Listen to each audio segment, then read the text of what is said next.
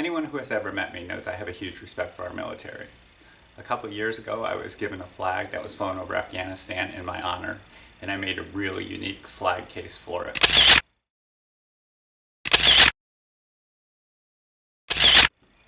I was surprised when I posted it online just how much response I got to it.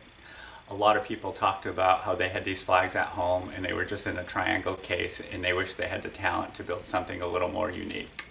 I was saddened to find out how many people had flags that weren't being displayed in the manner they were proud of because they didn't feel they had the talent or they thought it'd be too expensive.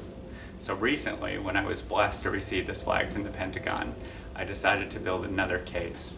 But I wanted to build it inexpensively, and I wanted to build it in a manner that I thought anyone could build, yet at the same time have it professional looking. I hope you enjoy this video. Okay, let's start with the material list. I first purchased a shadow box picture frame, 16 by 20. It was $60, but half price on sale. With that, I got a certificate frame. This was $20. Again, half price, $10 on sale. I purchased 2 pieces of foam board, $4.99. It's kind of thick. This one's a little thicker, white, same thing, $5.99.